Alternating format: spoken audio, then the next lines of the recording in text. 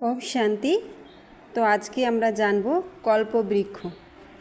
কল্পবৃক্ষ তো সবার আগে আমি একটা কাহিনী বলি। কাহিনীটা হচ্ছে যে একবার এক ব্যক্তি সকালে উঠে ওনাকে কোথাও যাওয়ার ছিল, যে সে যাত্রা শুরু করে এবং যেতে যেতে যেতে যেতে মাঝপথে অন্ধকার হয়ে যায় এবং তিনি এক জঙ্গলে এসে উপস্থিত হয়ে যান। এবার জঙ্গলে চারদিকে খুব অন্ধকার, সে রাস্তা খুঁজে না পাওয়াতে একটা গাছের নিচে বসে ভাবলো যে আজকে সারাটা রাত এখানে কাটিয়ে সকালে বেরোবো, এবং ক্লান্ত হয়ে গাছের নিচে বসে মনে মনে ভাবছিল যে কোথাও যদি জল পাওয়া যেত তাহলে খুব ভালো হতো। ওর সঙ্গে সঙ্গে হাওয়ায় ভাসতে ভাসতে জলের কলসি আসে আর ওই ব্যক্তিটি জল পান করে নেয়। তারপরে সে ভাবে যে খিদাও তো লেগেছে, যদি খাবার পেতাম। তো খাবারও চলে আসে ওনার সামনে এবং খাবার খেয়ে উনি তৃপ্ত হয়ে যান। তো ভাবেন যে যদি শোয়ার জন্য কিছু হতো। তো ওনার সামনে বিছানাও আসে এবং উনি বিছানায় শুয়ে পুরো জঙ্গলের দিকে তাকিয়ে ভাবেন যে কোথাও থেকে যদি বাঘ আসে তো আমাকে বাঘ খেয়ে না নেয়। সত্যিকারের বাঘ আসে এবং ওনাকে খেয়ে নেয়।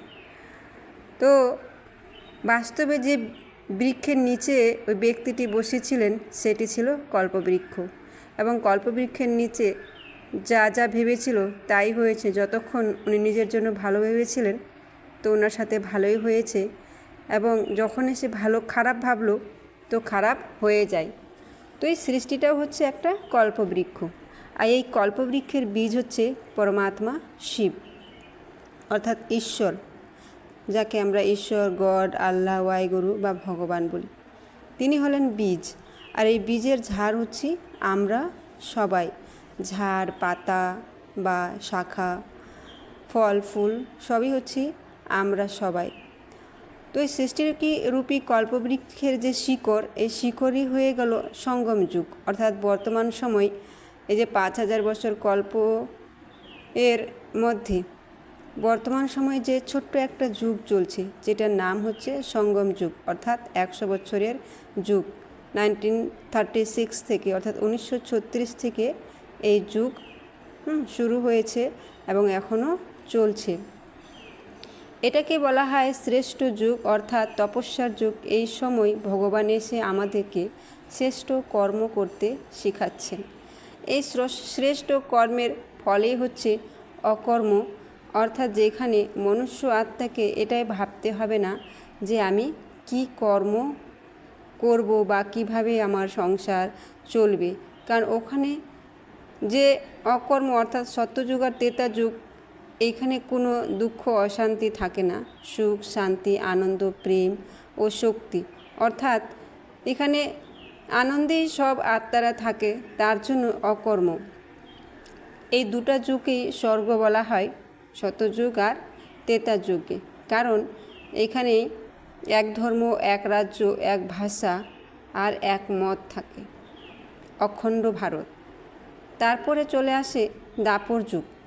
দাপর যুগে যারা দেবী দেবতা ছিল তারা বাম মার্গে চলে যায়, অর্থাৎ তারা নিজেকে কীভাবে হিন্দু, আর হিন্দু ভাবাতে যে একসময় পূজ্য ছিল, পূজ্য যে নিজেই দেবতা ছিল, সেই আত্মাগুলো দাপর যুগে এসে পূজারী হয়ে যায়, অর্থাৎ নিজেরই মূর্তি বানিয়ে মূর্তি পূজা শুরু করে। তো সবার প্রথমে শুরু হয় শিব পূজা, অর্থাৎ পরমাত্মা শিবের পুজো।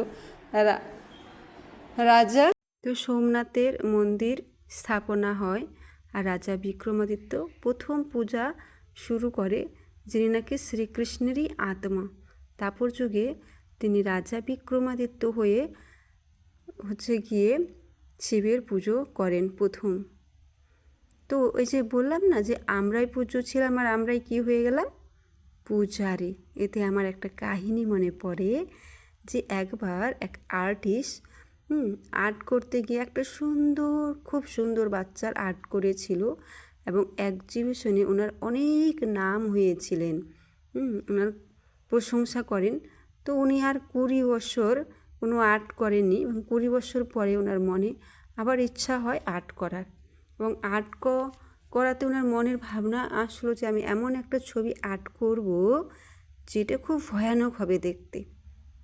আর তার জন্য উনি ওরকম একটা ব্যক্তিকে খুঁজছিলেন এবং খুঁজতে খুঁজতে খোঁজ পাই যে জেলে নাকি ওরকম একটা ভয়ানক ব্যক্তি রয়েছে। এবং জেলে যান এবং জেলে গিয়ে দেখেন যে ঠিক ওনার মনের মতো ওই ব্যক্তিটি দেখতে। তো ওনাকে জানান, তো ব্যক্তিটি বলেন যে হ্যাঁ আমি আমার ছবি আর্ট করতে দেব, কিন্তু আগে আমি ওই ছবিটা দেখব যেই ছবিটা আপনি 20 বছর আগে আর্ট করেছিলেন। তো ওনাকে দেখানো হয়। ওই ছোট্ট বাচ্চার ছবিটি দেখে ওই ব্যক্তিটি, জেলে থাকা ব্যক্তিটি কাঁদতে শুরু করে এবং কাঁদতে কাঁদতে বলে যে আমি ওই ছোট বাচ্চাটা ছিলাম 20 বছর আগে, আর আজকে আমি জেলে আছি। তো পরমাত্মা আমাদেরকে এটাই শিক্ষা দিচ্ছেন যে উনি হচ্ছেন আর্টিস্ট, আর আমরা কি ছিলাম? ওই ছোট্ট বাচ্চার মতো সুন্দর। সত্যযুগে কোনো হিংসা ছিল না, কোনো পাপ ছিল না, নিষ্পাপ, সুখ শান্তি সমৃদ্ধি খুশিতে ভরপুর ছিলাম। কিন্তু জন্ম নিতে নিতে আত্মার যখন গুণ শক্তি কমে গেল, তখন দাপর যুগে এসে অর্থাৎ আমরা কি হয়ে গেছি? এই যে 5 বিকারগ্রস্ত, লোভ মোহ ক্রোধ কাম অহংকার ঈর্ষা ছল, ধীরে ধীরে ধীরে ধীরে আত্মা তার গুণ শক্তিকে হারিয়ে যাওয়াতে আজ দুঃখী হয়ে গেছে। নিজেরই দুঃখের জেলে নিজেই আমরা রয়ে গেছি। আর কার কাছে খুঁজছি সুখ শান্তি? নিজেরই জড় মূর্তির কাছে, ওই যে মাটির পুতুলের কাছে। সেই পুতুলটা কে ছিল? ওই পুতুলে আত্মা যখন ছিল তখন তো আমরাই ছিলাম। আত্মা আমরা এখন কি হয়ে গেছে? সাধারণ মানুষ হয়ে সাধারণ শরীর নিয়ে আছি, আর ওই আমাদের সুন্দর শরীরটার পুজো করছি আর চাইছি। তাই ভগবান এসে আমাদেরকে বলছিলে যে তুমি কত সুন্দর ছিলে আর এখন কেমন হয়ে গেছো। তাই তিনি আবার আমাদেরকে ওরকমই গুণবান সুখ আর শক্তিশালী বানাতে এসেছেন, যাতে আমরা আর দুঃখী না হয়ে শুধু সুখেই থাকব, আনন্দতে খুশিতে আনন্দে প্রেমী সেই দুনিয়াতে নিয়ে যাওয়ার জন্য। আর হিন্দু ধর্মে যারা আছে তারা তো পূজা পাঠে লিপ্ত। তারা কী করলো? এক দেবী ছাড়া, এক এর পুজো ছাড়া ওকে, ওর পুজো ছেড়ে ওকে, মানে যত শান্তি পাচ্ছে না তত এককে ছেড়ে আরেককে, আরেককে ছেড়ে আরেককে, বিভিন্ন পূজা পাঠ, বলি এইসব করা শুরু করে। আর সৃষ্টিটা যখন পতনের দিকে যেতে শুরু করেছিল, তখন পরমপিতা পরমাত্মা 2500 বছর পর ইব্রাহিমকে পাঠান সৃষ্টিতে। এবং ইব্রাহিমের আত্মার জন্ম হয় কোথায়? জন্ম হয়েছেন, ওনার বাবা ছিলেন মূর্তিকার, ওনার বাবা মূর্তি বিক্রি করতেন। তখন ওনাকে বলেন যে মূর্তি বিক্রি করতে, কিন্তু উনি বলেছিলেন যে মূর্তি নিজে রক্ষা করতে পারে না। ওই মূর্তির যদি আমরা হাত পা ভেঙে দিই, সে নিজে রক্ষা করতে পারে না, যার রক্ষা আমাদেরকে করতে হয়। এরকম ভগবানকে আমি মানি না, যে আমাকে সৃষ্টি করেছে, যে পৃথিবীতে আমাকে পাঠিয়েছে, আমি তাকে মানি। তার জন্য ওনাকে নাস্তিক মনে করে এবং ওনাকে মক্কা থেকে মদিনাতে পাঠিয়ে দেয়। তিনি কিছু সংগঠন নিয়ে তখন গিয়ে একটা নতুন সংগঠন তৈরি করেন, আর এখান থেকে আলাদা একটা ধর্মের স্থাপনা হয়, আর সেই ধর্মের নাম হয়ে গেল ইসলাম ধর্ম। তো দুটা ধর্ম হয়ে গেল, একটা হচ্ছে সনাতন ধর্ম যেটা হিন্দুতে পরিণত হয়ে গেল, আর একটা হয়ে গেল ইসলাম ধর্ম। তো পরম ধাম থেকে যে আত্মাগুলো আসলো তারা কী করলো? ইসলাম ধর্মকে গ্রহণ করলো। জনসংখ্যা বেড়ে যাচ্ছে। তারপরে আসলো 2250 বছরের পরে আসছে কে? যে গৌতম বুদ্ধ, উনি এসে বৌদ্ধ ধর্মের স্থাপনা করলো। যখন নাকি সেই সময় দুঃখ মানুষের ভিতরে দয়া ছিল না, তখন তিনি দয়ার স্থাপনা করলেন। তো পরম ধাম থেকে যারা আসলো তারা বৌদ্ধ ধর্মকে গ্রহণ করলো। এখানেও জনসংখ্যা বেড়ে যাচ্ছে, নিচের আত্মাগুলো তো আছে, উপর থেকে আরও আসছে। আজ থেকে 2000 বছর আগে যীশু খ্রিস্ট জন্ম হলো, আর উনি খ্রিস্টান ধর্মের স্থাপনা করলেন। পরম ধাম থেকে যারা আসলো তারা খ্রিস্টান ধর্মকে মেনে নিল। আজ থেকে 1500 বছর আগে শঙ্করাচার্য আসলো এবং শঙ্করাচার্য এসে সন্ন্যাস ধর্মে স্থাপনা করলো। পরমধাম থেকে যারা আসে তারা সন্ন্যাস ধর্মকে মেনে নেয়। আজ থেকে 1400 বছর আগে কে আসলো? হজরত মোহাম্মদ। উনি এসে মুসলমান ধর্মে স্থাপনা করলো। পরমধাম থেকে যারা আসে তারা মুসলমান ধর্মকে মেনে নিল। তো ওদের মধ্যে যেন শিয়া আর সুন্নি রয়েছে। তারপরে চলে আসলো দাপর যুগ। সব ধর্মের আত্মা দাপর যুগ থেকে চলে আসলো কলিযুগে। কলিযুগে অনেক ধর্ম, অনেক মত, অনেক ভাষা, কেউ জানে না কার ধর্ম আগে এসেছে। আর সবাই শুরু করে দিল কি, আমার ধর্ম বড়, আমার ধর্ম বড় বলে লড়াই মারপিট করা শুরু। তখন ওই সময় আসলো কে? এই সময় হচ্ছে গিয়ে আসলো গুরু নানকজি। গুরু নানকজি এসে আজ থেকে 500 বছর আগে উনি এসে শিখ ধর্মের স্থাপনা করল। তারপরে আর কোনো ধর্ম স্থাপক আসেনি। এরপরে বিভিন্ন হচ্ছে গিয়ে বিদ্রোহী কবি এসেছেন, যেরকম মহান আত্মাগুলো এসেছেন, যেরকম ঈশ্বরচন্দ্র বিদ্যাসাগর, রবীন্দ্রনাথ ঠাকুর, মহাত্মা গান্ধী, কাজী নজরুল ইসলাম, ভগৎ সিং। এরা হচ্ছে মহান আত্মা, যারা দেশের জন্য মহান কর্তব্য করে গেছেন এবং ইতিহাসের পাতায় এখনও স্মরণীয় হয়ে রয়েছেন। তো এইভাবে সৃষ্টিতে কি হচ্ছে, উপর থেকে পরমধাম থেকে আত্মাগুলো আসছে, কিন্তু কেউ ফিরে যেতে পারছে না বলে আমাদের পৃথিবীতে এত মানুষ মারা যাচ্ছে, কিন্তু জনসংখ্যা কম হয় না, বাড়তেই থাকে। কারণ যারা এইখানে দেহ ছাড়ে অর্থাৎ মারা যায়, তারা এইখানেই জন্ম নেয়, আর উপর থেকে আত্মারা নিচে এসে জন্ম নেয়। যারা উপর থেকে আসে তারা কোনো না কোনো মহান কার্য অবশ্যই করে, তাদের দ্বারাই কোনো না কোনো চমৎকার কিছু হয়ে থাকে। এবং তারপরে এখানে পুনর্জন্ম নিতে নিতে কী হয়, আত্মার গুণ শক্তি কমে যাওয়াতে আবার ঈশ্বরকে ডাকতে শুরু করে। তো যখন কলিযুগ শেষ হতেই কী হয়, একদম 100 বছর থাকে, তখন পরমাত্মাকে এই সৃষ্টিতে ব্রহ্মার তনে এসে এবং ব্রহ্মাকে পুরুষার্থ করায়, তাকেও শ্রেষ্ঠ কর্ম করতে শেখায় এই সঙ্গম যুগে। এই জন্য এই সঙ্গম যুগকে বলা হয় লিপিয়ার যুগ, অর্থাৎ লিপ্ট ওঠার যুগ।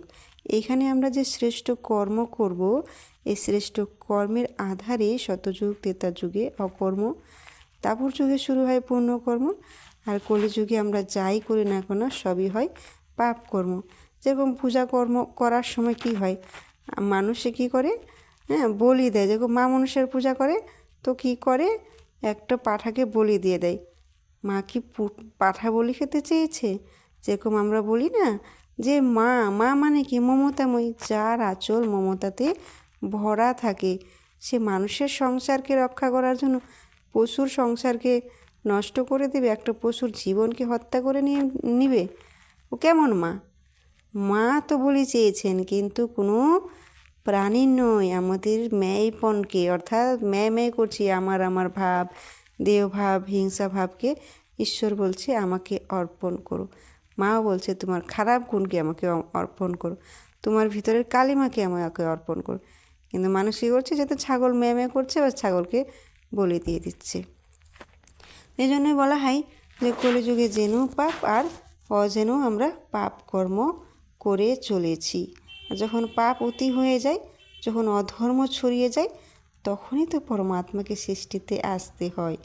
আর এই সময় অধর্ম চারদিকে ছড়িয়ে গেছে, মানুষ কি পাপ করবে সেটাও ভেবেই পায় না। আমাদের তার জন্যই পরমাত্মা ব্রহ্মার তনে অবতীর্ণ হয়ে বর্তমান সময় করে সত্যযুগে শ্রী নারায়ণ রূপে জন্মগ্রহণ করবেন। এই জন্যই বলা হয় যে বিষ্ণুর নাভি থেকে ব্রহ্মার জন্ম। বিষ্ণু তো শতযুগে, কিন্তু সত্যযুগে তো শতপ্রধান ছিল সেই আত্মা। জন্ম নিতে নিতে যখন 84 নম্বরে ব্রহ্মা হয় জন্ম হয়, সেই সময় তিনি পরমাত্মার ইয়াদে নিজেকে পদ্মফুলের মতো, অর্থাৎ জ্ঞান গুণ শক্তিতে ভরপুর করে বলে দেখানো হয় যে ব্রহ্মার নাভি থেকে বিষ্ণুর নাভি থেকে ব্রহ্মার জন্ম হয়েছে। তো এতে আমরা জানতে পারলাম যে আমরাই পূজ্য ছিলাম আর আমরাই পূজারি হয়ে গেছি। আর এই সৃষ্টিরূপী কল্পবৃক্ষের নিচে অর্থাৎ সঙ্গম যুগে এখন ভগবান আমাদেরকে আবার শ্রেষ্ঠ কর্ম করতে শিখাচ্ছেন। এই কর্মের আধারে আবার আমরা মহান আত্মা হয়ে যাব যত আমরা তপস্যা করব, অর্থাৎ নিজেকে আত্মা ভেবে পরমাত্মাকে স্মরণ করব। আর এটাও আমরা জানতে পারলাম যে জনসংখ্যা কেন বৃদ্ধি হচ্ছে, কারণ আত্মারা তো পরমধাম থেকে আসছে, কেউ তো রিটার্ন যাচ্ছে না। এজন্য বলা হয় যে অন্তিম সময় সৃষ্টির যে বিনাশ হবে, এই ভারতে বিনাশ হবে, ইউরোপবাসী আমেরিকাবাসীরা একে অপরের সঙ্গে লড়াই করে তারপর সৃষ্টির মহাবিনাশ হয়ে আবার ভারত নতুন দুনিয়ায় পরিণত হবে, অর্থাৎ সত্যযুগ আসবে যেখানে সুখ শান্তি সমৃদ্ধি সবই থাকবে। পরিবর্তন সৃষ্টির নিয়ম, খারাপ থেকে ভালো আবার ধীরে ধীরে ভালো থেকে খারাপের দিকেও যায়। যদি অধর্ম হয় তো ভগবান সৃষ্টিতে এসে অধর্মের নাশ করে ধর্মের স্থাপনা করে, আর এসে গেছেন ধর্মের স্থাপনা করছেন, মানুষের ভিতরে সততাকে স্থাপনা করছেন। ওম শান্তি।